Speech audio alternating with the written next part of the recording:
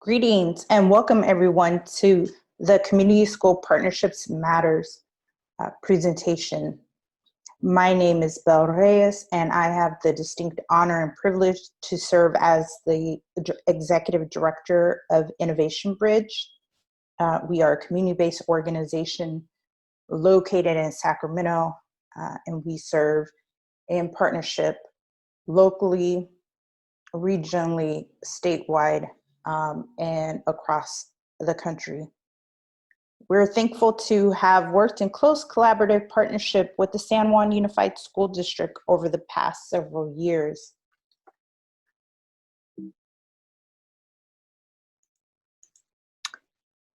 This session is focused on grounding us in the following question: why do community school partnerships matter? And we pose this question, why do community school partnerships matter?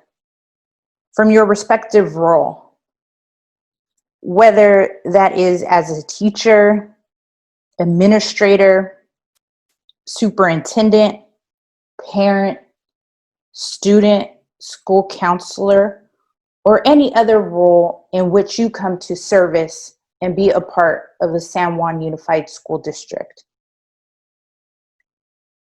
And I invite you to carry this question throughout this session as we examine community school partnerships as an approach that seeks to meet the needs of the whole child by bridging community resources into the fabric of schools and the virtual learning spaces that we are all operating and engaging in and through, given our current circumstances. And when we talk about examining community school partnerships, it's often in the context of a community school's approach. A community school is both a place and a set of partnerships between the school and other community resources. Its integrated focus on academic services, supports, and opportunities that leads to improved student learning for stronger families and healthier communities. And I want to emphasize here again that a community schools is an approach. It's the way and the practice in which we operate. And it's not a program.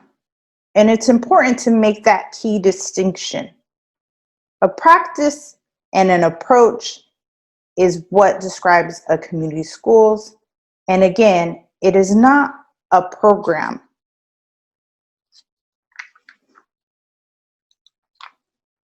Now, this conversation and approach is not necessarily new to the San Juan Unified School District. Over the past couple years, in fact, the San Juan Unified School District has been intentional to integrate a community schools approach in several of its targeted K-8 school sites. And it's through a collaborative process of several members of those efforts that provided their thought leadership in defining community schools for the San Juan Unified School District, specifically defining San Juan Unified School District community schools as its purpose to strengthen and enhance social emotional learning and academic achievement for all students by providing equitable supports, integrated resources, and improved opportunities in collaboration with staff, students, families, and community school partnerships. And so I'd like to ask if you could take a moment, and you can pause your video here shortly, but to take a moment to think about what resonates for you. What resonates for you in this definition of community schools?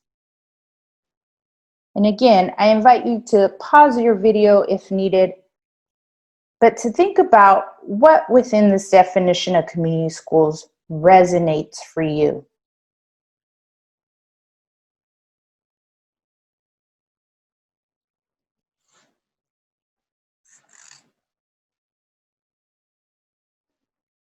And as you come back,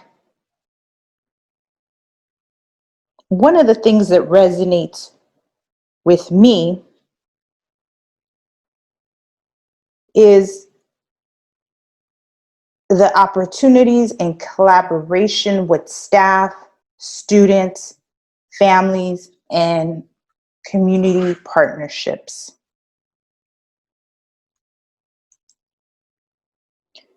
What we know is that health and education affect individuals, schools, families, and community. As such, it's important that we work together whenever possible, right? That we take a whole child, whole community schools approach when we think about community school partnerships. Again, it's creating that opportunity in collaboration with staff, students, families, and community partnerships. Now, schools are a perfect setting for this collaboration. And schools are one of the most efficient systems for reaching children and youth to provide various levels of support services toward improving the academic achievement, the social emotional health, and overall well-being of students. However, what we know is that as a school system, we cannot do this alone, particularly not in our current circumstances in the COVID pandemic. And so when we look at a whole child, whole community schools approach, what we see here in this visual is our young person at the center of everything that we do. But we recognize the intersection between schools, family, and community. And we uplift our responsibility through a shared accountability to ensure that we're able to meet the needs of the whole child. And what you see in the schools is ability to maintain a strong academic curriculum and program, strong partnerships with family and community for learning support. We encourage a safe and loving home environment and an opportunity and ability to ensure that our families are able to provide the necessary support where optimal learning can occur.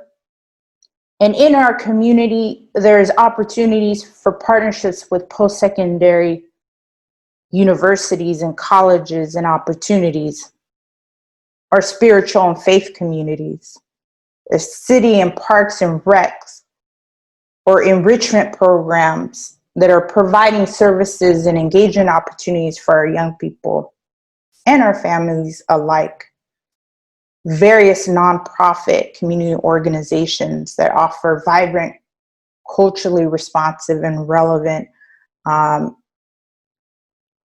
engagement activities and learning experiences. Public health, mental health.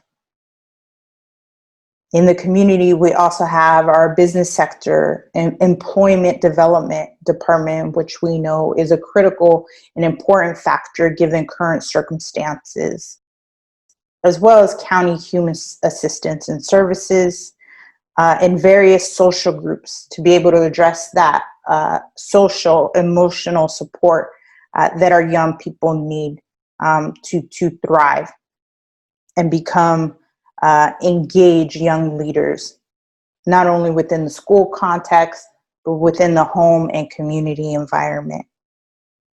And when we look at this image here, I'd like you to think about how many of partners could you name in these various boxes, in these various community sectors? Can you name a partner from your faith or spiritual community? Can you name a post-secondary partner, a university or college partner? What about a nonprofit community organization? or perhaps a partner within the business sector, employment opportunities, workforce readiness? Is there a partner that you can name that offers family support, family engagement services? Take a moment to think about how many existing partners can you name in the sectors that's either represented in this visual or others that perhaps are not. So again, we cannot do this work alone. And so community school partnerships matter because they're about establishing connections with community-based organizations that are already working in the communities in which we are in service to, are operating with, and are connected to.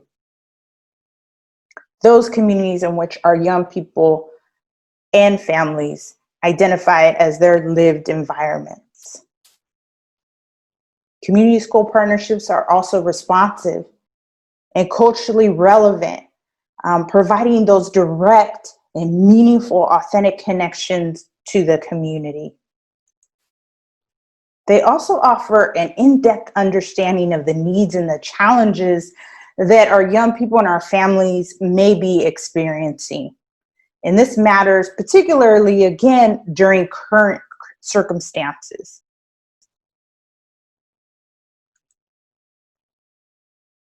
Community school partnerships matter. They offer an opportunity to leverage resources, whether that be leveraging resources of public funds that are already devoted to service delivery. And they also matter because they help to stand in the gap. They help stand in the gap between communities and schools, offering the direct targeted support services that perhaps a school system cannot solely be able to address and fulfill those needs of our students and our families, whether that be academic, socially, emotionally, health, economic, or otherwise. Ultimately, community school partnerships better position us to address the needs of students and families. And what we see depicted here in this image is equality versus equity.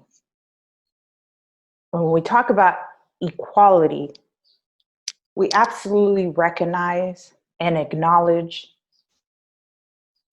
that it is critical to ensure all our young people and families have equal access and opportunities to the resources and the supports needed for a successful learning experience.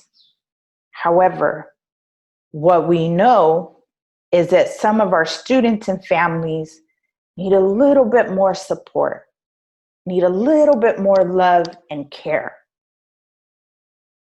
And that is when we shift and have conversations focused on equity, ensuring that our students and our families are having their targeted needs addressed.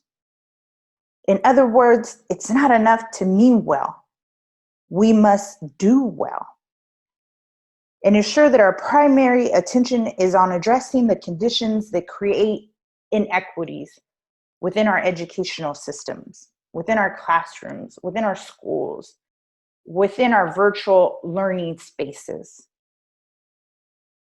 And that we identify partners that can help us address those conditions, disrupt or course correct those conditions, and or enhance our relationships with existing partners to specifically address those needs in a way that is measurable so that we can continue to have shared accountability around addressing the needs of the whole child through a community school partnership approach.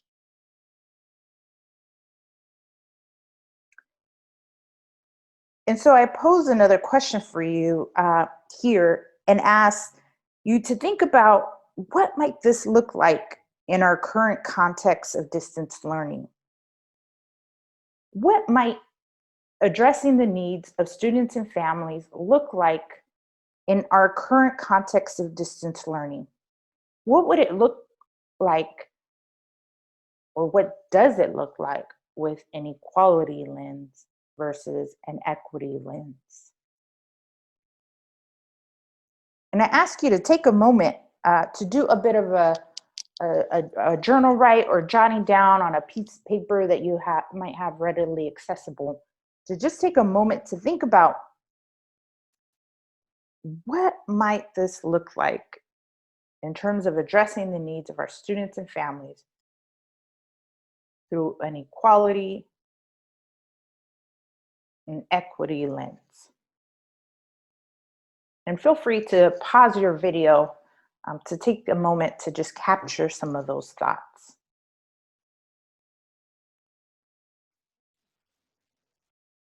So now I just want to provide you with a brief snapshot of what are some foundational elements of a community schools, right? In other words, what happens in a community schools when we operate in close collaborative partnership with community partners and resources and agencies and organizations. And what we see is we are operating with more responsive, safe, supportive school culture and climate. We have quality early childhood support and social justice youth development opportunities for our young people and for our families. There are opportunities for expanded learning or after-school enrichment.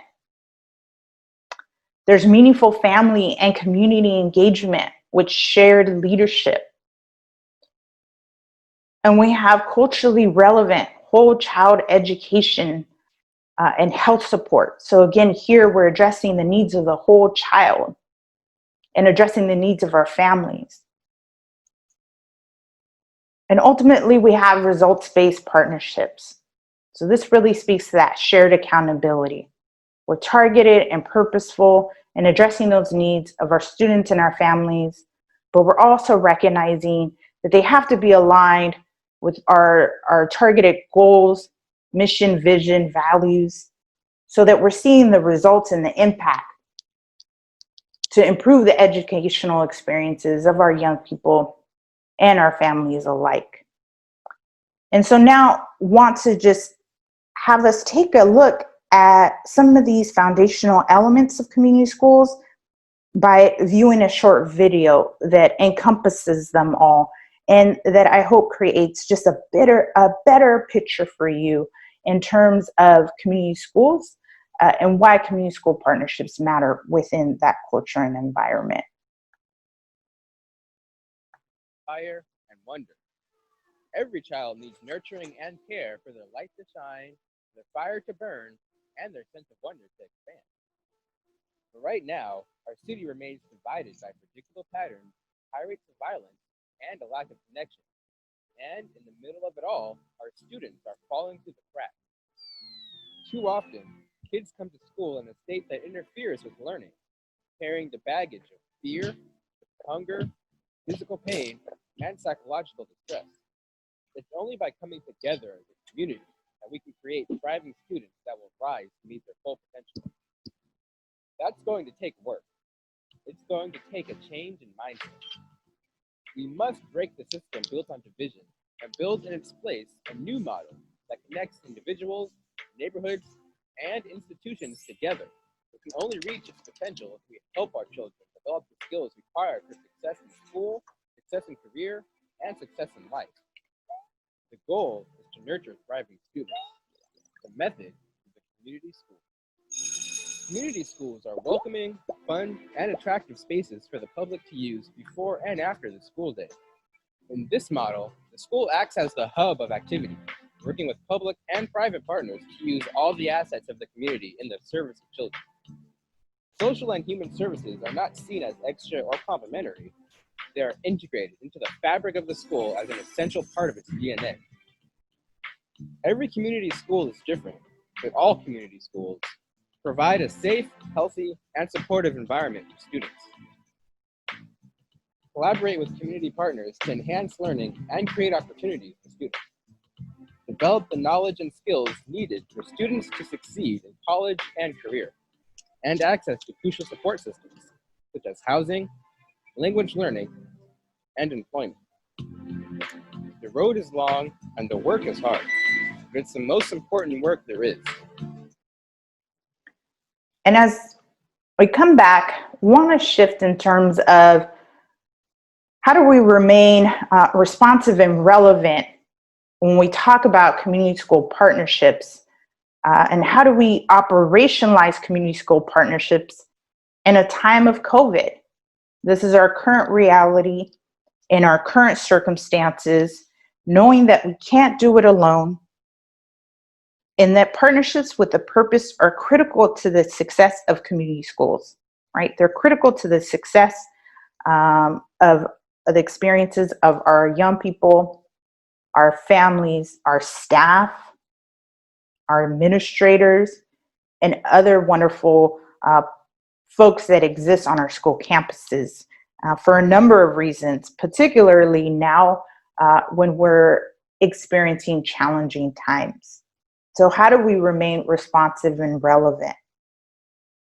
And so I want to take a moment to examine that. But we first ask the question, well, what is needed?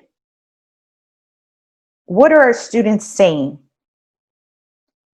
What are we hearing our parents and our families saying? Our teachers and our staff? Is it that are being responsive and relevant? When we think about community school partnerships, do we need partners that can provide food distribution in a time of COVID?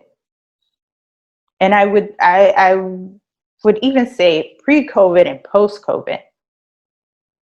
We recognize that those are some of the targeted needs of our students and our families, is access to basic needs such as food.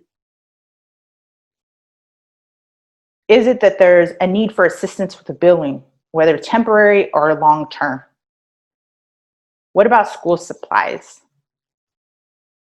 Ensuring that our young people have the supplies needed, particularly the technical supplies needed to successfully access and engage in a distance learning environment. And what about addressing the social, emotional needs of our young people? Are there partners that can offer meaningful youth engagement and enrichment opportunities that perhaps are less accessible in this new environment of virtual learning? Now, what about targeted academic support?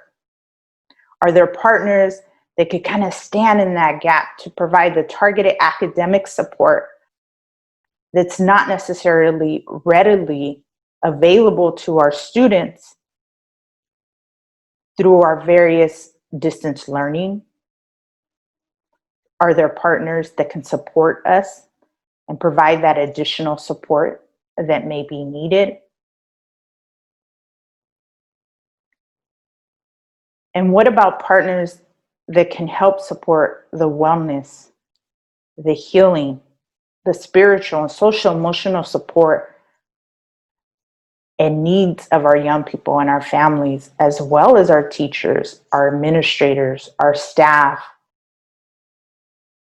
and other members of our school environment, especially now where we know that none of us are immune to the impact and the circumstances of COVID. And it's important that we have opportunities and support services to address our own self-care so that we're better positioned to address and care for others. And are there other needs? And again, lean into, what are our students saying? What about our parents and our families, our teachers and our staff? Being responsive and relevant means that we're listening and we're responding to best address what we're hearing our young people and our families and our staff tell us that their needs are. And so previously, asked you to name existing partners when we looked at the whole child, whole community image with the young person in the center. Now we're going to take this a step further by noting the contact and the information of either potential partners or existing partners. And so here's an easy tool to identify some partners in various sectors, and there may be others. Again, this is not an exhaustive list, but we're going to take this a step further. Who are our existing partners? And can we note them here, specifically indicating and thinking about what services do they provide? Noting where are they located, and has this changed given this new virtual engagement space that we are all operating in? And when are those services provided? Has the availability of those services been impacted as a result of COVID and current circumstances? Think about the needs of your young people, your families, and your staff, and your teachers, your administrators, and others.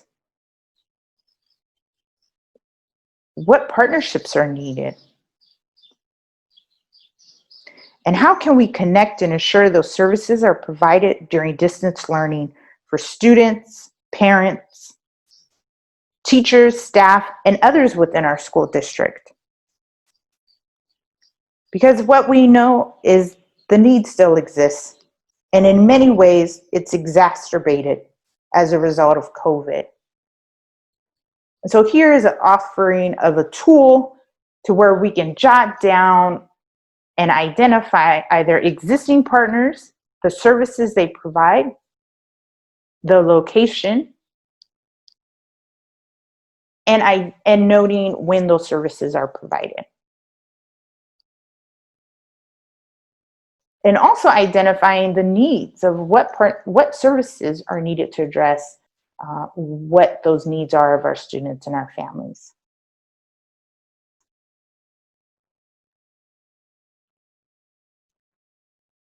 Now, as we begin to close, I'd like to offer an opportunity for a bit of closing reflections. And if you're able to access a notepad or a piece of paper or something to write with, or you can sit with your thoughts, we'd love to offer closing reflections by way of what you're thinking, your head, heart, and feet, we call it. And for head, it's what you're thinking. What new knowledge or information have you learned from this session? And how are you feeling in response to what you've heard through this session? That's the heart. And the little feet you may see there on the screen and motion usually speaks to action and movement forward. What is one action step you might take toward establishing a community school partnership? What is one action step you might take toward establishing a community school partnership? And again, invite you to sit in reflection with your thoughts around the head, heart, and feet, what you're thinking, the new knowledge or information you have learned. Heart, how are you feeling in response to what you've heard? And the feet, the action, the moving forward. What is one action step you might take toward establishing a community school partnership? And also feel free to jot those thoughts down.